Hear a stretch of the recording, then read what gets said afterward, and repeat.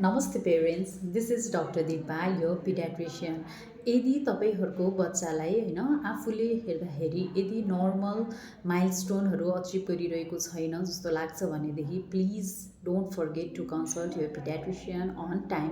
जस्तै यदि 6 महिनासम्मको बच्चाले I contact गरिरहेको छैन, सोसियल स्माइल दिएको छैन होइन, अनि कुनै पनि साउन्डहरू आउँदाखेरि केही पनि रेस्पोन्स देखिरहेको छैन, 1 वर्षसम्मको बच्चाले अलिअलि ब्याब्लिङहरू पनि गरिरहेको छैन, तपाईँले नाम बोलाउँदाखेरि हेरेको छैन कि त पोइन्ट गरिरहेको छैन, 1 देखि 2 वर्षको बच्चाले कुनै पनि शब्द मम्मा बाबा केही पनि भनिरहेको छैन र उनीहरूको चाहिँ एउटा सर्टेन एउटा लिमिटेड टोइज खेलौनाहरू त्यही मात्रै खेलिरहने कि त कुनै एक्टिभिटीहरू छ भनेदेखि त्यसलाई बारम्बार दोहोऱ्याइरहने, केही बोली नै छ भने पनि बारम्बार त्यही मात्रै बोलिरहने होइन त्यस्तो। र 2 वर्षभन्दा माथिको बच्चाहरूको चाहिँ यदि ल्याङ्ग्वेज स्पिचमै केही प्रब्लम भइरहेको छ, उनीहरू आफ्नो साथी उस्तै उमेरका साथीहरूसित खेल्न नमान्ने, एकदम लाउड नोइजहरू र अर्को डिफ्रेन्ट खानेकुराहरू केही टेक्स्चरहरू त्यस्तोसित केही प्रब्लम छ भनेदेखि प्लिज कन्सल्ट यो पिडियाट्रिसियन अन टाइम। अर्ली स्क्रिनिङ भयो भनेदेखि रोग पत्ता लगाएर अर्ली इन्टरभेन्सन गर्न सकिन्छ।